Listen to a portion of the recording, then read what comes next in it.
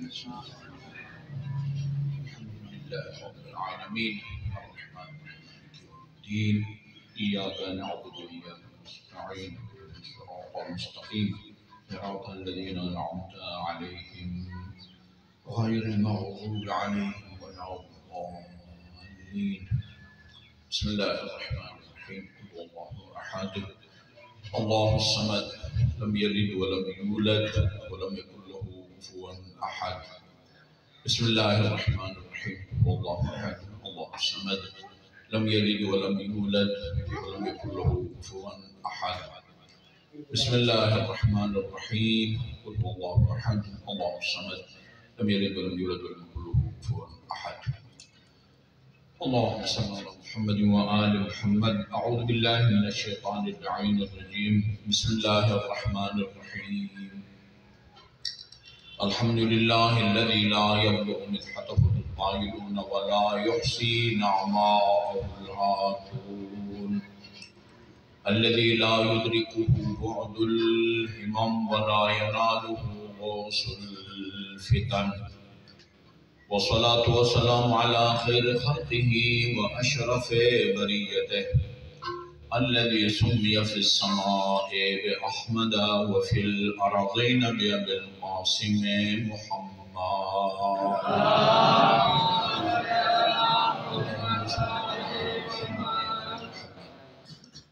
وعلى أهل بيته الطيبين الطاهرين الذين أذهب الله عنهم الرجس وطهرهم تطهيرا. اللهم صل على محمد واللعن الأبدي على أعدائهم أجمعين.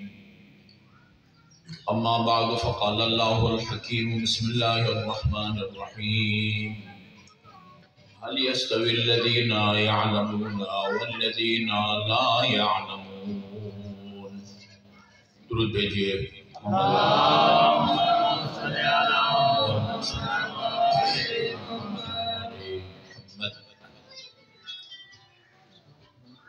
مومنین کرام، جس آیہ کریمہ کی میں نے آپ کے سامنے تلاوت کی ہے، اس کے ذیل میں کچھ عرض کرنے سے پہلے رسول اسلام حضرت محمد مصطفیٰ صلی اللہ علیہ وسلم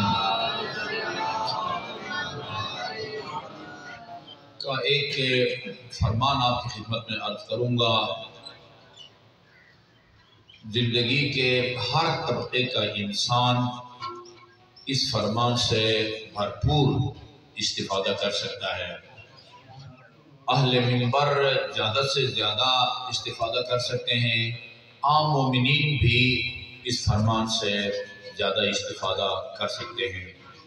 درخواست کروں گا اس روایت کے مفہوم کو اور اس کے مضمون کو عام کریں، پھیلائیں اس کو. فرمایا آن حضرت نے لا يتكرم الرجل بالكلمة حق أخذت بها إلا وله أجر من عمل بها. جو کوئی رجل کا لفظ آیا ہے، رجل مرد کو کہتے ہیں، لیکن اس کا مطلب یہ نہیں ہے کہ اس حدیث میں جو مسئلہ بیان کیا گیا ہے یا حکم بیان کیا گیا ہے وہ صرف مردوں کے ساتھ مخصوص ہے. ایسا نہیں ہے. قرآن میں جہاں نماز کا حکم دیا گیا ہے، اقیموا الصلاۃ وآتوا الزکاۃ، اقیموا مردوں کے لیے استعمال ہوتا ہے، عورتوں کے لیے استعمال نہیں ہوتا. وآتوا الزکاۃ، جہاں وضو کا حکم دیا گیا ہے، یا ایھا الذین آمنوا، الذین بھی مردوں کے لیے استعمال ہوتا ہے، آمنوا بھی مردوں کے لیے استعمال ہوتا ہے. اذا قمتم، یہ قمتم بھی مردوں کے لیے استعمال ہوتا ہے. فاغسلوا، یہ بھی مردوں کے لیے. وجوہکم وایدیکم، تمام الفاظ، ضمیریں اور صیغے مردوں والے ہیں. کیا خواتین یہ کہہ سکتی ہیں کہ اللہ تعالیٰ نے ڈائریکٹ ہمیں نماز پڑھنے کا کوئی حکم نہیں دیا، ہم کیوں پڑھیں؟ ہمیں وضو کا حکم نہیں دیا، ہم کیوں پڑھیں؟ روش خدا کی یہ ہے، انداز تخاطب خدا کی یہ ہے کہ وہ مخاطب مردوں کو قرار دیتا ہے آیات میں، اور ان آیات میں جو حکم ہوتا ہے وہ مردوں کی طرح خواتین کے اوپر بھی لاگو ہوتا ہے. ٹھیک ہے جی. وہ چند ایک ہیں خاتون پر جہاد واجب نہیں ہے، نماز جمعہ واجب نہیں ہے، یعنی گنتی کے چند ایک ہیں. باقی تمام احکام میں نماز، روزہ، حج، زکوٰۃ، خمس، امر بالمعروف، جہاد فی سبیل اللہ، تولا تبرع، ان سب میں خواتین اور مرد برابر کے شریک ہیں. احکام میں خدا کو جس طرح مرد جواب دیں اسی طرح عورتیں بھی جواب دیں ہیں. اب اللہ تعالیٰ مردوں سے کیوں مخاطب ہوتا ہے، خواتین سے کیوں نہیں ہوتا؟ کئی وجوہات ہو سکتی ہیں. ہو سکتا ہے اللہ تعالیٰ مردوں کو اہمیت دینا چاہتا ہے، خواتین کا احترام کرنا چاہتا ہے، وہ بہتر جانتا ہے. میں اپنی طرف سے کوئی تبصرہ نہیں کروں گا، لیکن یہ طے شدہ بات ہے کہ 99% سے زیادہ اللہ تعالیٰ نے احکام کو جہاں بیان کیا ہے قرآنی آیات میں، ان میں خطاب مردوں سے ہوا ہے، عورتوں سے نہیں ہوا. اسی طرح رسول خدا کی بھی یہی روش ہے، لا يتقرب الرجل بکلمت حق اخذت بها. کوئی بھی، لہذا ہم یہاں میں مرد نہیں کہتا، کوئی بھی فرد، کوئی بھی بندے خدا وہ اگر کسی مجلس میں یا دوستوں کی محفل میں کوئی حق کی بات کرے، حق کی بات اخذت بها، اور اس حق کی بات کو سامعین سن کے اس پر عمل کریں، الا ولہ اجر من عمل بها، جتنے سامعین اس حق کی بات پر عمل کریں گے ان کو جتنا اجر ملے گا اتنا ہی اجر اور ثواب اس حق کی بات کرنے والے بندے خدا کو. میں ایک مثال دیتا ہوں.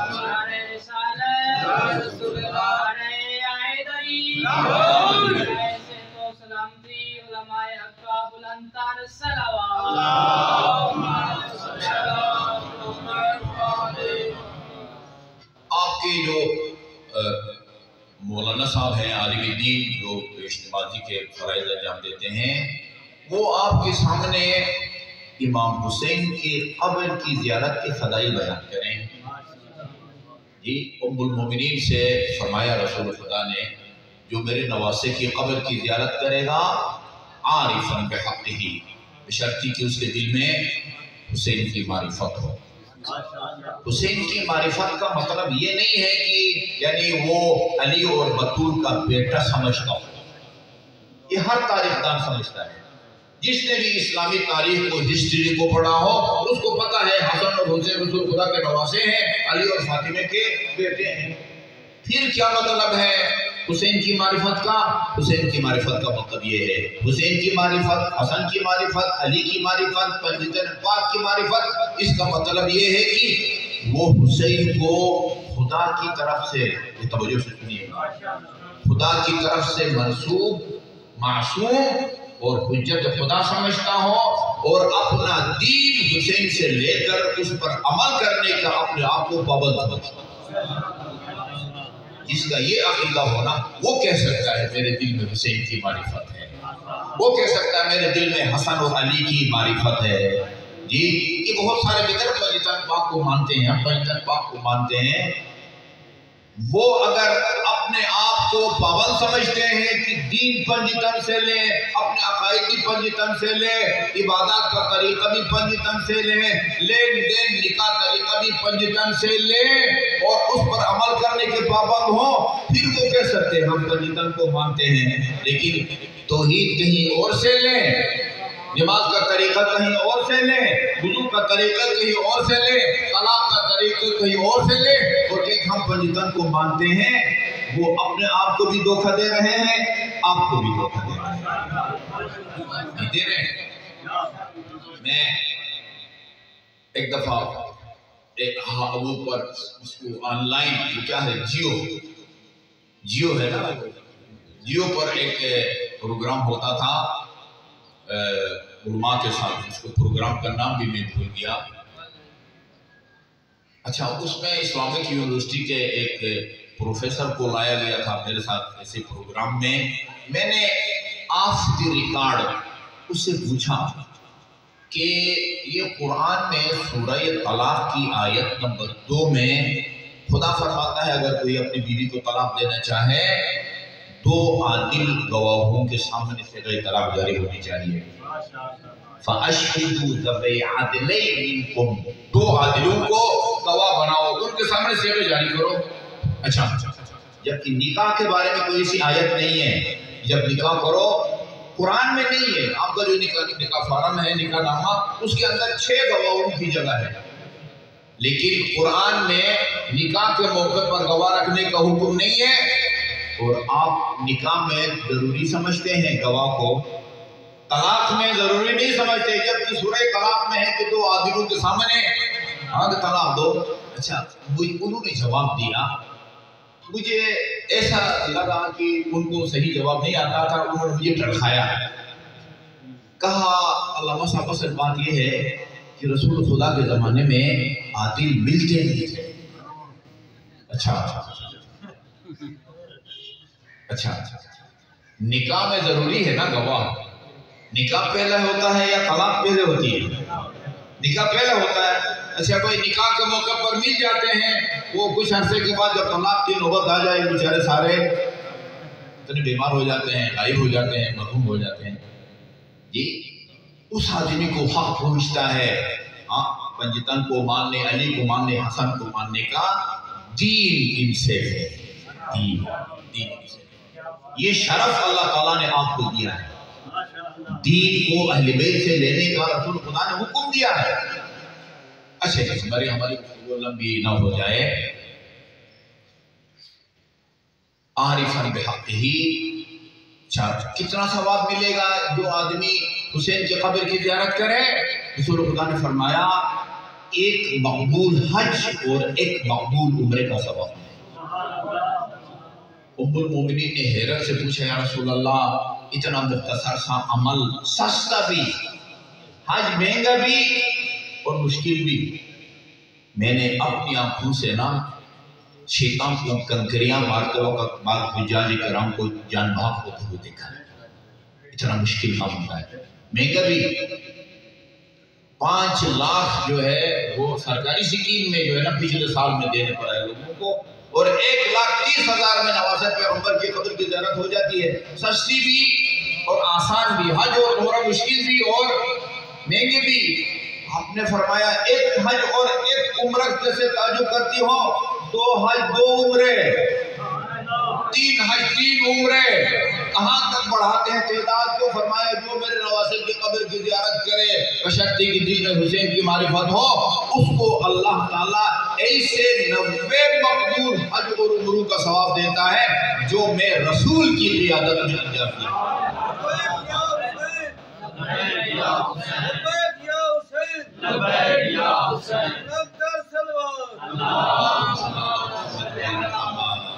रसूल खुदा का जो फरमान मैंने आपके सामने बयान किया है, उसका क्या नतीजा निकलता है? यहाँ कितने मोमिनीन होंगे? 100 होंगे। फर्क कीजिए, 100 है।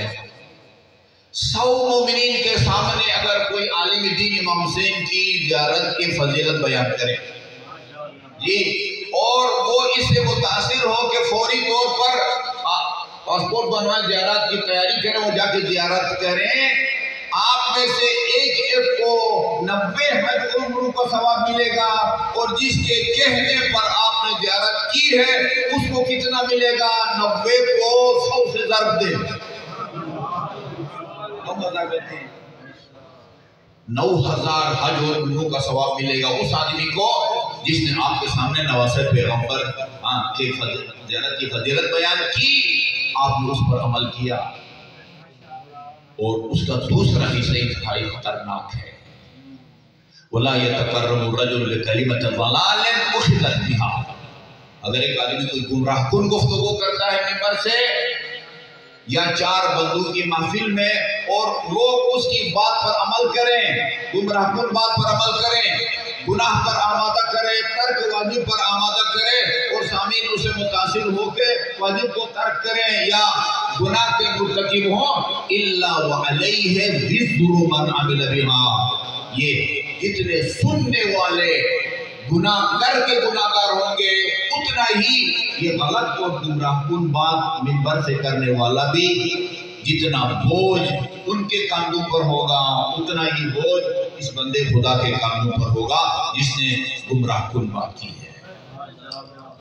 ابھی میں وہ نمونے نہیں آپ کے سامنے بیان کرنا چاہتا کہ ہمارے ممبر سے کیا کیا گمراہ کن باتیں عقائد کے باب میں بھی اور عبادات اور فروع دین کے باب میں بھی وہ آپ مجھ سے بہتر جانتے ہیں۔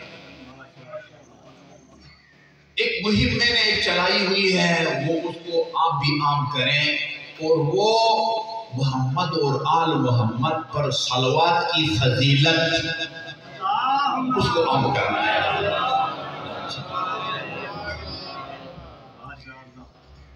ثواب ملتا ہے محمد آل محمد۔ آپ گھڑی دیکھیں 5 یا 6 سیکنڈ سے زیادہ وقت نہیں چاہیے صلوات کے لیے۔ آرام آرام سے بھی اگر آپ صلوات بھیجیں اللہم صلی علی محمد و آل محمد، اس سے زیادہ وقت نہیں لگتا۔ ثواب کتنا ہوتا ہے؟ معراج کی قرآنی روایت ہے، اس کا خلاصہ عرض کر رہا ہوں۔ اس روایت کے مطابق جو ہمارے کتاب مستدرک الوسائل کے اندر ہے، جو آدمی ایک مرتبہ محمد اور آل محمد پر صلوات بھیجے، آسمان کا وہ فرشتہ یا فرشتے جو دنیا بھر میں برسنے والی بارش کے قطرات کو گنتا ہے دن کو یا رات کو، وہ محمد اور آل محمد پر صلوات کا جو اجر اور ثواب ہے اس کو نہیں مل سکتا۔ اپنے اپنے مرحومین خصوصاً بانی مجلس کے مرحومین کے ساتھ ثواب کی آواز بلند صلوات تھے۔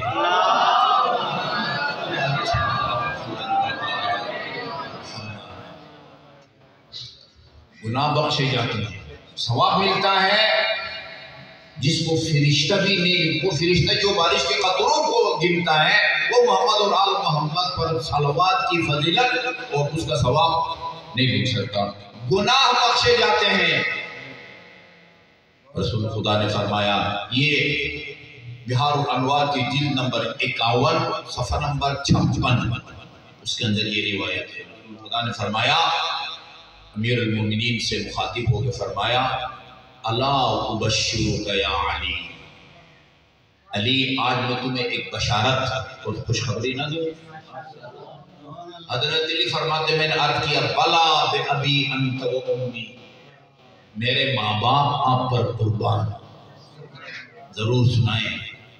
فرمایا، اخبرنی جبرائیل آنفا بالعجب، ابھی تھوڑی دیر پہلے جبرائیل امین نے عجیب خبر دی ہے۔ رسول خدا فرماتے ہیں ابھی تھوڑی دیر پہلے جبرائیل امین نے عجیب خبر دی ہے، اور میں نے کہا عرض کیا رسول خدا سے، امیر المومنین فرماتے ہیں وما اخبرک یا رسول اللہ، وہ خبر کیا ہے؟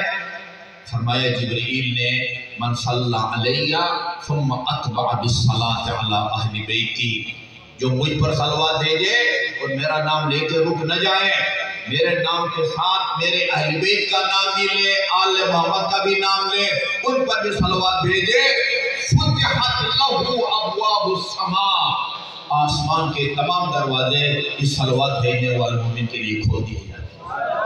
اللہم صلی وصلت علیہ الملائکۃ 70 مرہ، آپ جب ایک مرتبہ محمد اور آل محمد پر صلوات بھیجتے ہیں نا، فرشتے آپ پر 70 مرتبہ صلوات بھیجتے ہیں۔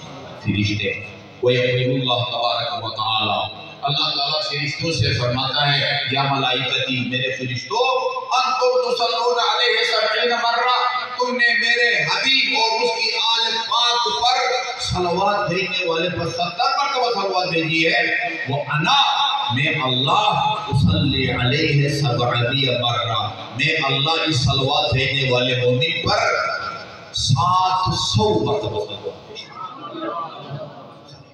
خدا بھی صلوات بھیجتا ہے۔ یہ تو ہم نے سنا تھا، خدا اور اس کے فرشتے محمد و آل محمد پر صلوات بھیجتے ہیں، ان اللہ و ملائکتہ یصلون علی النبی یا ایھا الذین آمنوا صلوا علیہ وسلموا تسلیما، اے صاحبان ایمان تم بھی محمد اور اس کے آل پر صلوات بھیجو۔ کیا اللہ محمد اور آل محمد کے علاوہ عام مومنین پر بھی صلوات بھیجتا ہے؟ سورہ بقرہ کی آیت کہتی ہے ہاں، خدا مومنین پر صلوات بھیجتا ہے۔ کس مومنین پر صلوات بھیجتا ہے؟ وَبَشِّرِ الصَّابِرِينَ الَّذِينَ إِذَا أَصَابَتْهُمْ مُصِيبَةٌ قَالُوا إِنَّا لِلَّهِ وَإِنَّا إِلَيْهِ رَاجِعُونَ۔ خدا فرماتا ہے جو لوگ مصیبت کے موقع پر اِنَّا لِلَّهِ وَإِنَّا إِلَيْهِ رَاجِعُونَ کہتے ہیں نا، کوئی عزیز بچھڑ جائے، ماں باپ بہن بھائی ہمسر، وہ ہر سے شکایت جو بات بتانے کی بجائے اِنَّا لِلَّهِ وَإِنَّا إِلَيْهِ رَاجِعُونَ کہتے ہیں نا، اولئک علیہم صلوات، ان کو بشارت دو کس بات کی؟ اولئک علیہم صلوات من ربہم ورحمہ، خدا ان صبر کرنے والوں پر صلوات بھی بھیجتا ہے، اپنی رحمت بھی نازل کرتا ہے۔ جی اس کے بعد ہے وَإِن كَانَ مُذْنِبًا خَطَّاءً، اگرچہ صلوات بھیجنے والا گناہگار اور خطا کار کیوں نہ ہو۔ وَمَنْ صَلَّى عَلَيَّ، ان حضرت فرماتے ہیں جو مجھ پر صلوات بھیجے، وَلَمْ يُتْبِعْ بِالصَّلَاةِ عَلَىٰ أَهْلِ بَيْتِي، لیکن میرے نام کے ساتھ میرے آل کا پر صلوات نہ بھیجے۔ بڑے بڑے پنجتر پاک سے محبت کی کا دم بھرنے والے چینلوں پر آپ ان کو سنیں صلی اللہ علیہ وسلم، ہمارے ساتھ چنگو میں بیٹھے ہوتے صلی اللہ علیہ وسلم۔ صلوات ہے بھائی، تشہود میں پڑھو وہی صلوات ہے، سٹیج پر آن حضرت کا نام لے کے صلوات بھیجو وہی صلوات ہے، مجلس میں محفل میلاد میں صلوات ہے، وہ صلوات جو آل کی ذکر سے خالی ہو وہ ناقص ہے، اور رسول خدا نے بڑی سختی سے منع کر دیا، وہ آل پر صلوات نہ بھیجے ہوتے صلی اللہ علیہ وسلم، یہ رسول خدا کا نافرمان ہے، کوئی شک نہیں ہے۔ لا تصلوا علیہ صلاۃ بطرا، ناقص درود نہ بھیجا کرو۔ قیل وما صلاۃ البطرا یا رسول اللہ، یہ ناقص درود کیا ہے؟ فرمایا ان تقولوا اللہم صلی علی محمد، میرا نام لے کے رک جاؤ، آپ کا نام نہ لو، یہ ناقص درود ہے۔ قولوا، جب بھی درود بھیجو نماز میں، تشہد میں، مجلس میں، چینل کے اوپر، قولوا اللہم صلی علی محمد و آل محمد، جو صلوات بھیجے آن حضرت و آل پر نہ بھیجے، حالت بینہا و بین السماء سبعون حجابا، اس صلوات کے درمیان جو آل کے ذکر سے خالی ہے اور آسمان کے درمیان 70 پردے حائل کیے جاتے ہیں، اور اللہ تعالیٰ پھر رسول سے فرماتا ہے کہ جب تک یہ بندے خدا میرے حبیب کے ساتھ آل پر صلوات نہ بھیجے، اس کی کسی دعا صلوات عبادت کو میری بارگاہ میں لے کے جی وَتَحُدُّ، اسی میں روایت میں ہے وَتَحُدُّ الذُّنُوبَ حَتَّى الْبَرَقِ، صلوات کے نتیجے میں تمہارے گناہ اس طرح جھڑتے ہیں، گرتے ہیں جس طرح یہ موسم خزاں کی سردی سے درخت کے پتے گرتے اور جھڑتے ہیں۔ کتنا وقت تک کا ہے، اس کو عام کریں، نئی قدر سمجھا ہم نے صلوات کے، جب بھی زبان آپ کی فارغ ہو فرمایا اکثر من الصلاۃ علیہ، کثرت سے صلوات بھیجا کرو میرے اوپر، فإنها نور فی القبر، یہ جو تم صلوات بھیجتے ہو یہ قبر کے اندر کی نور اور روشنی کا کام دے گی، ونور علی الصراط، اور جب تم پورے صراط سے گزر رہے ہوگے وہاں میں یہ نور اور روشنی کا کام دے گی، ونور فی الجنہ، جنت پہنچنے کے بعد بھی یہ صلوات نور کا کام دے گی۔ جب بھی زبان فارغ ہو، خواتین تک ہماری آواز جا رہی ہوگی، آٹا گوندھ رہی ہے نا خاتون، زبان تو فارغ ہے نا، اللہم صلی علی محمد و آل محمد، ہاں آپ زمیندار ہیں، اپنے کھیت میں کام کر رہے ہیں، زبان فارغ ہے، بیکاری میں نہ گزارے اس قیمتی لمحات کو، اللہم صلی علی محمد و آل محمد۔ آپ آفس جا رہے ہیں، آپ کوئی اسکول، کالج، یونیورسٹی، جب تک زبان خالی ہو اس پر اس قیمتی عبادت اور ذکر کو جاری ہونی چاہیے، ثواب بھی ملتا ہے بیک وقت اور آپ کی گناہ بھی بخشے۔ اللہم صلی علی محمد و آل محمد۔ اچھا جی، ہماری تمہید لمبی ہو گئی اور وہ بہت ضروری تھی، اس لیے میں نے آپ کی خدمت میں عرض کر دی۔ ابھی جب پڑھنے والے کے بعد کوئی اور بھی پڑھنے والا ہو تو پھر وہ ذرا فری ہینڈ نہیں ہوتا، اس کے بعد وہ پابند ہوتا ہے، میرے بعد پروفیسر صاحب نے پڑھنا ہے، میں جلدی وہ پیغام جو میں آپ کو سنانے کے لیے لے کے آیا ہوں اس کو پہنچانے کی کوشش کرتا ہوں۔ وہ یہ ہے میرے بزرگوں اور عزیزوں کہ کسی بھی شخصیت کو اٹھانے اور اس کو گرانے میں آج کل کی زبان میں میڈیا کا بڑا ہاتھ ہے، پروپیگنڈا، ٹھیک ہے جی۔ البتہ ایک مثبت پروپیگنڈا ہے اور ایک منفی۔ کبھی آپ ایک حق کی بات کو پھیلاتے ہیں جس کا حکم ہے، یہ کیا ہے؟ مثبت پروپیگنڈا ہے۔ کبھی ایک بے بنیاد اور جھوٹی بات کو آگے پھیلاتے ہیں، یہ منفی پروپیگنڈا ہے۔ وہ پہلا پروپیگنڈا تنظیمیں بناتے ہیں، انجمن وغیرہ، سیکٹری نشر و اشاعت بھی کہتے ہیں، پروپیگنڈا سیکٹری بھی کہتے ہیں، جو آپ کے انجمن کے اہداف اور مقاصد کو آگے پھیلائے، محمد و آل محمد کی تعلیمات کو پھیلانے میں اپنا رول ادا کرے، اس کو کیا کہتے ہیں؟ سیکٹری نشر و اشاعت۔ یہ پروپیگنڈا ہر دور میں اس کا انتہائی مؤثر کردار رہا ہے، منفی پروپیگنڈے کا بھی اور مثبت پروپیگنڈے کا بھی۔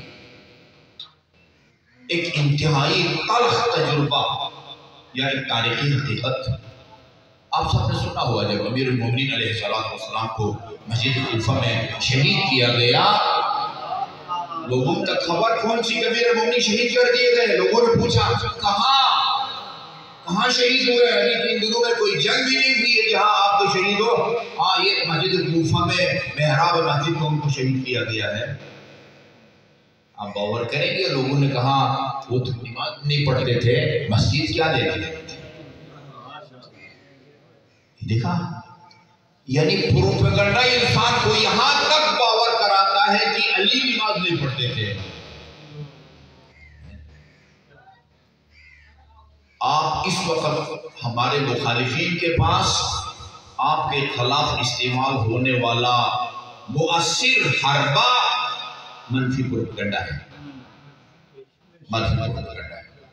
ہم سمجھتے تھے یہ میڈیا کے زمانے میں اب وہ پروپیگنڈے ختم ہو جائیں گے، لیکن ان کے کیا کہتے ہیں؟ ڈھیٹ پن کہتے ہیں، ڈھیٹ پن۔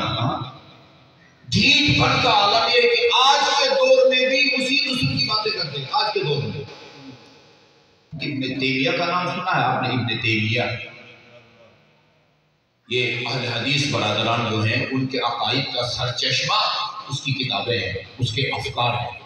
علامہ ہلی مرحوم نے امامت کے موضوع پر کتاب لکھی تھی، مفتاح الکرامہ۔ کیا نام تھا؟ مفتاح الکرامہ۔ ابن تیمیہ نے اس کا جواب لکھا ہے، اس کا نام رکھا ہے منہاج السنہ۔ اس کے اندر کچھ الزامات لگائے ہیں شیعوں کے اوپر، یہ الزامات کتاب کے اندر چھپ گئے ہیں۔ ان الزامات میں سے ایک الزام ڈوب کے مر جانا چاہیے ایسا آدمی کو۔ کہتے ہیں یہ لوگ شیعہ جو ہے نا، جب ان کا کوئی مرد یا عورت مر جائے نا، اس کو غسل وغیرہ دینے کے بعد دفن کرنے سے پہلے اس کا بائیں ہاتھ کاٹ دیتے ہیں۔ اس لیول کا بندہ یہ نہیں کہ ایسے کسی نجی محفل میں یا کسی خطبے میں کہا ہو، کتاب میں جو شیعوں کے خلاف لکھی ہے، علامہ ہلی کی کتاب کے جواب میں اس کے اندر یہ لکھ رہا ہے کہ شیعہ جب اپنے مرحوم کو دفن کرتے ہیں اس کو بائیں ہاتھ کاٹ دیتے ہیں۔ کیوں؟ مقصد کیا ہوتا ہے ان کا؟ چونکہ قرآن میں ہے کہ روز قیامت انسان کے دائیں ہاتھ میں نیکیوں کی فائل دی جائے گی اور بائیں ہاتھ میں برائیوں کی فائل۔ نا قرآن کی آیت ہے، وَأَمَّا مَنْ أُوتِيَ كِتَابَهُ بِيَمِينِهِ فَيَقُولُ هَاؤُمُ اقْرَءُوا كِتَابِيَهْ، جس کو اس کی فائل دائیں ہاتھ میں دی جائے گی وہ اپنے اعمال کو دیکھ کے کہے گا، اے اہل معاشر دیکھو، یہ میرے اعمال کو دیکھو، یہ میری نمازیں، یہ میرے روزے، یہ میرے حج، یہ میری زیارات، یہ میری مجالس۔ وَأَمَّا مَنْ أُوتِيَ كِتَابَهُ بِشِمَالِهِ فَيَقُولُ، وہ کہے گا جس کے ہاتھ میں بائیں ہاتھ میں نامہ اعمال دیا جائے گا، وہ کہے گا یا لیتنی لم اوتی کتابیہ، کاش یہ فائل مجھے نہ دی گئی ہوتی اور اہل محشر کے سامنے مجھے خفت نہ اٹھانی پڑتی۔ کیوں کاٹتے ہیں بائیں ہاتھ اپنے مرحوم کی؟ اس لیے کہ جب فرشتہ ان کو برائیوں کا وہ کی فائل دینے آئے، وہ کہے گا خدایا میرا بائیں ہاتھ تو ہے نہیں۔ اس مقصد کے لیے یہ اپنے مرحوم کا بائیں ہاتھ کاٹ دیتے ہیں۔ کیا کہے آدمی؟ حماقت کہے، بے دینی کہے، کیا کہے آدمی کو؟ کون باور کرے گا بھائی؟ کون باور کرے گا؟ کتنے فیصد لوگ باور کرتے ہیں جی؟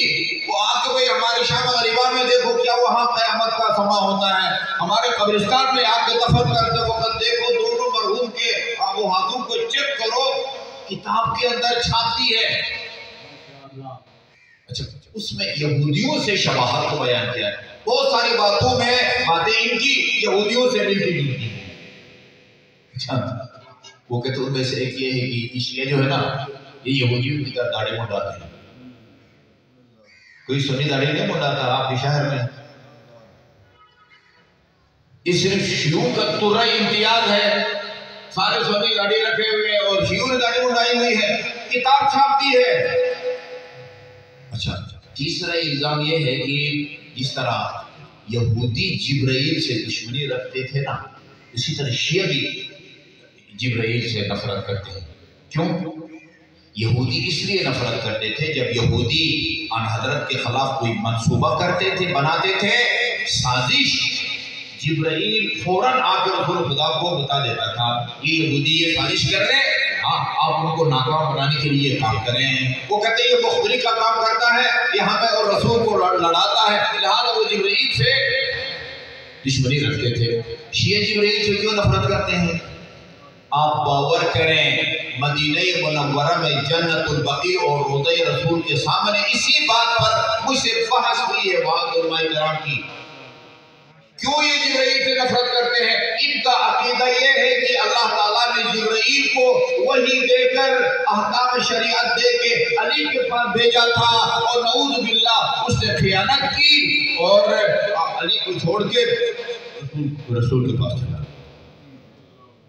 اس لیے جبرائیل سے نفرت کرتے ہیں۔ اور جب یہ نماز پڑھتے ہیں السلام علیکم کے بعد 3 دفعات اٹھا کے کیا پڑھتے ہیں آپ؟ وہ کہتے ہیں 3 دفعات اٹھا کے کہتے ہیں خان الامین خان الامین خان الامین، جبرائیل امین نے خیانت کی، جبرائیل امین نے خیانت کی، وہ ویلا بچاتے ہیں کہ جبرائیل نے خیانت کی۔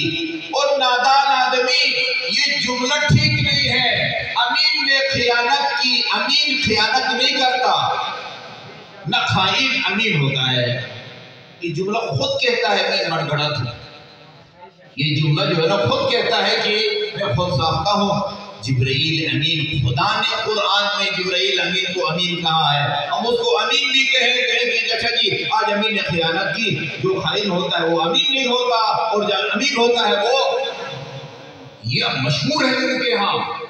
شیعہ جو ہے نا ان کا عقیدہ یہ ہے۔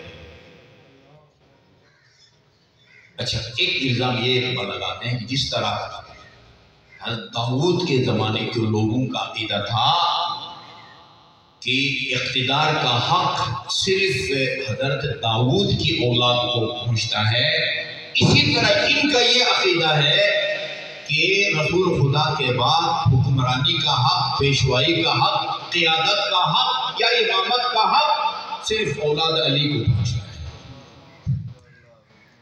ہم اس الزام کو تسلیم کرتے ہیں اور اس الزام پر جتنا فخر کریں، ہمیں رسول نے فرمایا ہے اولاد علی کو اپنا پیشوا بناؤ۔ ہم رسول کی حکم کی تعمیل اور امتثال عمل کرتے ہوئے علی اور اولاد علی کو اپنا پیشوا مانتے ہیں، امام مانتے ہیں، جانشین پیغمبر سمجھتے ہیں۔ عجیب جملہ ہے رسول خدا کا، فرمایا انزلوا، جو کچھ عرض کر رہا ہوں یہ ہمارے برادران احمد کی سنت کتابوں میں، انزلوا آل محمد بمنزلۃ الرأس من الجسد، دیکھو عام لوگوں میں آل محمد کو وہ مقام دو جو تمہارے جسم میں بدن کے مقابلے میں سر کا مقام ہے، والعینین من الراس، اور لوگوں میں آل محمد کو وہ مقام دو جو سر میں، باقی سر پر آنکھوں کو جو مقام حاصل ہوتا ہے۔ فإن الرأس لا يهتدي إلا فإن البدن لا يهتدي إلا بالرأس، سر کے بغیر بدن کو ہدایت نہیں ملتی اور آنکھوں کے بغیر سر کو ہدایت نہیں ملتی۔ یہ کیا کہنا چاہتے ہیں رسول اللہ؟ یہی نا کہ ہدایت اگر تم نے حاصل کرنی ہے تو آل محمد کے در پر جاؤ، ہدایت ادھر سے ملے گی۔ سلمان فارسی رضوان اللہ تعالی علیہ، کسی نے امام جعفر صادق کے سامنے سلمان فارسی کا سلمان فارسی، آپ نے اس کو ٹوکا اور کہا کہ سلمان کے نام کے ساتھ فارسی نہ کہا کرو، محمدی کہا کرو۔ سلمان محمدی، سلمان رسول خدا سے ایک انتہائی حساس اور اساسی بنیادی نوعیت کا سوال کرتے ہیں سلمان فارسی، یا رسول اللہ لکل نبی وصی فمن وصی۔ گزشتہ انبیاء جتنے بھی گزرے ہیں، ہر نبی اپنے بعد کسی کو وصی بناتا تھا، آپ اپنے بعد کس کو وصی بناتے ہیں؟ جی کوئی موقع نہیں چھوڑا رسول خدا نے جہاں اہل بیت کے خدادار مقام کو بیان نہ کیا۔ لکل نبی وصی، یہ بھی آپ کتابوں میں ہے، ہر نبی کا کوئی وصی ہوتا ہے۔ فمن وصی کا، آپ کو وصی کون ہے؟ کس کو وصی بنا کے جا رہے ہیں اس دنیا سے؟ سلمان کہتے ہیں فسکتا، اس وقت رسول خدا نے کوئی جواب نہیں دیا۔ فلما رآنی بعد میں جب میری آن حضرت سے ملاقات ہوئی، اب اسی دن چند گھنٹے کے بعد ہوئی ہے، دوسرے دن ہوئی ہے، یہ روایت میں نہیں ہے، میں اپنی طرف سے کچھ بھی نہیں کہوں گا۔ بعد میں جب آن حضرت نے مجھے دیکھا تو بلایا، یا سلمان، فاسرعت، میں جلدی ان کے پاس گیا لپک کے اور کہا لبیک یا رسول اللہ، حاضر ہوں، کیا حکم ہے؟ رسول خدا پوچھتے ہیں اتعلم من وصی موسیٰ، سلمان تمہیں معلوم ہے حضرت موسیٰ کا وصی کون تھا؟ کس کو حضرت موسیٰ نے اپنے بعد اپنا وصی بنایا تھا؟ کہتے ہیں ہاں مجھے معلوم ہے، کون تھا؟ کہا یوشع بن نون۔ حضرت موسیٰ کا وصی کون تھا؟ یوشع بن نون۔ پھر رسول خدا فرماتے ولیما، حضرت موسیٰ کے اور بھی اصحاب تھے، اور بھی حواری تھے، وہ پوری امت کو چھوڑ کے ان میں سے یوشع بن نون کا انتخاب حضرت موسیٰ نے اپنے وصی کے لیے کیوں کیا؟ سلمان جواب دیتے ہیں لِأَنَّهُ كَانَ أَعْلَمَهُمْ، کیونکہ یوشع کے بعد پوری امت موسیٰ میں سب سے زیادہ علم یوشع بن نون کے پاس تھا۔ سلمان نے وصی پیغمبر بننے کا معیار بتایا، وصی پیغمبر بننے کا معیار، کون حق رکھتا ہے کسی بھی نبی کے بعد اس کا وصی بننے کا حق کس کو پہنچتا ہے؟ اس کو پہنچتا ہے جو اس نبی کے بعد اس کی امت میں سب سے زیادہ علم رکھتا ہو۔ سلمان نے یہ کہا اور سلمان کی اس بات کی تائید میں رسول خدا نے فرمایا اچھا اگر ایسا ہے تو وصی کی، میرا وصی وہ موضع السری، میرا رازدان آگے، وَخَيْرُ مَنْ تَرَكْتُ بَعْدِي، میرے بعد سب سے افضل۔ یہ بحث چل رہی ہے آج کل کہ رسول خدا کے بعد سب سے افضل کون ہے؟ ابھی میں بیٹھا کے سنا رہا تھا، وہ ایک مولوی میرے خیال کسی یورپی ممالک میں ہے، وہ کہتے ہیں اہل سنت کے ہاں اس مسئلے میں کہ رسول کے بعد سب سے افضل کون ہے، مختلف نظریے ہیں، مختلف عقیدے ہیں، 3-4-5 عقیدے بیان کیے۔ ایک عقیدہ یہ ہے کہ رسول خدا کے بعد سب سے افضل حضرت ابوبکر، پھر حضرت عمر، پھر حضرت عثمان، پھر حضرت علی۔ دوسرا نظریہ سب سے افضل حضرت ابوبکر، پھر حضرت عمر، پھر حضرت علی، پھر حضرت عثمان۔ چوتھا نظریہ پہلے ابوبکر، پھر حضرت عمر، پھر حضرت عثمان، اور ان کے بعد کوئی افضل نہیں، سب برابر ہے۔ یعنی اس عقیدے کے مطابق علی کسی کھاتے میں نہیں ہے۔ اور آخری اہل سنت کا نظریہ ہے کہ نہیں، اگرچہ پہلے خلیفہ حضرت ابوبکر تھے لیکن افضل علی تھے، افضل علی تھے۔ جو حضرت ابوبکر کو پہلا زیادہ فضیلت دیتے ہیں، افضل سمجھتے ہیں، ان کے نزدیک بھی سب سے زیادہ فضائل امیر المومنین کے پاس تھے۔ ٹھیک ہے جی، اچھا یہاں تک گفتگو کرنے کے بعد غور سے سنیے، وہ کہتے دیکھو کسی کے نزدیک سب سے افضل حضرت ابوبکر ہے، کسی کے نزدیک سب سے افضل حضرت علی ہے، لیکن جو حضرت علی کو سب سے افضل سمجھتا ہے اس کو حق نہیں پہنچتا کہ اس کے خلاف بولے جو حضرت ابوبکر کو پہلا سب سے افضل سمجھتا ہے، یا جو آدمی حضرت ابوبکر کو سب سے افضل سمجھتا ہے اس کو حق نہیں پہنچتا کہ اس آدمی کے خلاف بولے جو علی کو۔ کہ میری تحقیق یہ ہے، اپنا نظریہ، کہ رسول کے بعد سب سے افضل حضرت ابوبکر تھے، اور امام حسن مجتبیٰ کا نظریہ یہ تھا کہ سب سے افضل حضرت علی تھے۔ اب اس بندے خدا سے کوئی پوچھے کیا کہتے ہیں، کیا پردی اور کیا پردی کا، وہ حسن مجتبیٰ کے مقابل میں تیری کیا حیثیت ہے، جاہل کا پتلا۔ یہ سمجھتا ہے کہ جیسے کہ ایک دو مجتہد ہیں، ایک امام حسن مجتبیٰ ہیں اور ایک میں ہوں، ان کا فتویٰ اس مسئلے میں یہ ہے اور میرا فتویٰ یہ ہے، وہ تجھ جوانان جنت کا سردار ہے۔ رسول خدا نے فرمایا الحسن والحسین امامان ان قاما او قعدا، حسن اور حسین قیام کرے تو امام ہے، گوش نشینی اختیار کرے تو امام ہے۔ اپنا عقیدہ امام حسن کے عقیدے کے مقابلے میں پیش کرتا ہے۔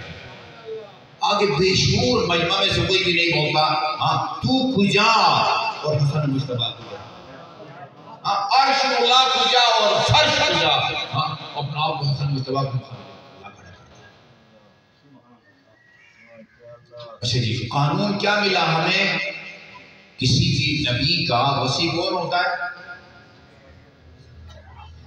جو اس نبی کے بعد اس کی امت میں سب سے زیادہ علم جس کے پاس ہو، علم میں جس کا کوئی ثانی نہ ہو، وہ اس نبی کا وصی ہوتا ہے۔ آئیے ذرا دیکھیں کہ علی کے پاس کتنا علم تھا، باقی امت محمد میں کتنا علم تھا۔ یہ روایت ہمارے سنت کتابوں میں ہے کہ رسول خدا نے فرمایا قسمت الحکمت عشرۃ اعضاء، حکمت کل علوم، ان کا تعلق دنیا سے ہو، آخرت ہو، عرش سے ہو، فرش سے ہو، کل علوم کو اللہ تعالیٰ نے 10 حصوں میں تقسیم کیا ہے۔ 10 حصوں میں تقسیم کر کے 9 حصے علی کو دیے ہیں، 1 حصہ باقی لوگوں کو۔ پرانی زبانے میں کہتے تھے، آج کے سکول کے بچے کیا کہتے ہیں، 10 میں سے 9/10 علی کو، 1/10 باقی لوگوں کو۔ اچھا وہ جو 1/10 ہے اس میں بھی علی کا کوئی حصہ ہوتا ہے یا سارا کا سارا باقی لوگوں کا ہے؟ وہ کہتے ہیں 9 میں سے 10 حصے بھی علی کے ہیں، وہ جو 1 حصہ ہے اس میں بھی زیادہ حصہ علی کا ہے۔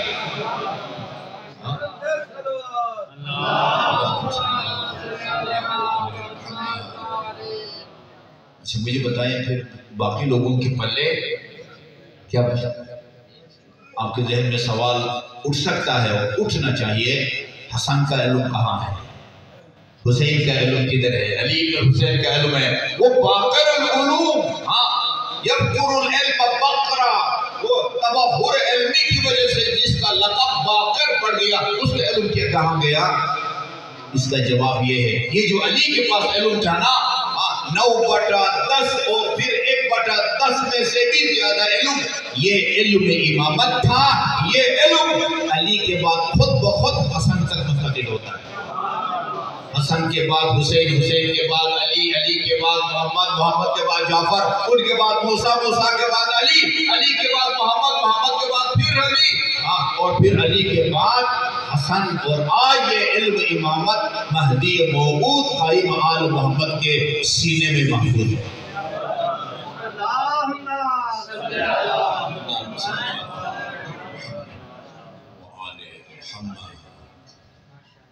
ایک مرتبہ درود بھیجے محمد اور محمد۔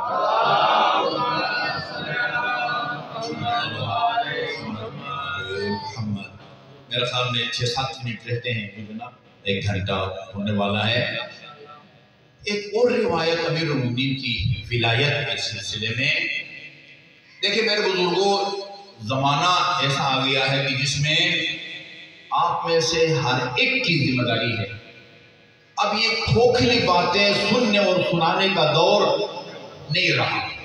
ٹھیک ہے، جہاں سننے کے بعد اب باہر جائیں تو آپ کے پلے کام کی چیز کچھ بھی نہ ہو، ٹھیک ہے جی، جو جس کو بلاتے ہیں نا اسے کہیں یار ایسا کرو تمہارا خدا بھلا کرے، اپنا ذاتی تبصرہ کم کرو اور ہمیں زیادہ سے زیادہ معصوم کے زبان مبارک سے نکلا ہوا متن سنا،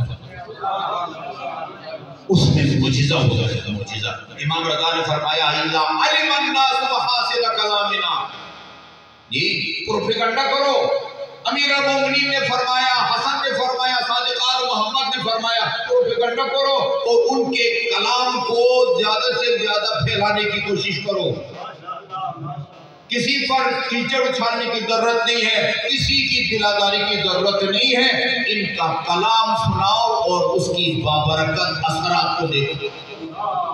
کیا ان کا بابرکت کلام اثر آپ کو دکھاتا ہے؟ بس پروفیسر تشریف لے آئے، میں بطور تبرک مصائب کے چند جملات کروں گا، اس کے بعد پھر ہم ان سے مستفید ہوں گے۔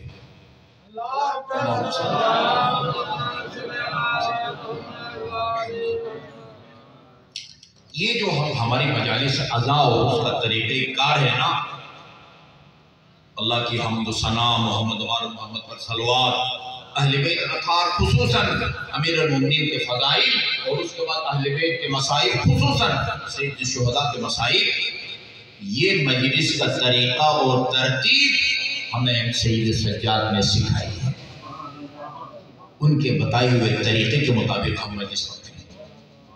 میں اور اپنے نبی بالا کے مومنین جن کے اکثر کے چہروں سے میں آشنا ہوں، وہ مہربان ہے میرے اوپر، ان کے سامنے امیر المومنین کے فضائل بیان کروں اور آخر میں مسائل کے چند جملے۔ یہ کوئی کمال نہیں ہے، چاہنے والوں کے مجمع میں اہل بیت کے فضائل بیان کرنا آسان ہے، لیکن مجمع ہے قاتلوں کا، جی مجمع قاتلوں کا ہے۔ یزید کی تلوار سے ابھی بھی خون ٹپکتا ہے اور خطیب کس حال میں ہے؟ ہاتھوں میں ہتھکڑیاں ہیں۔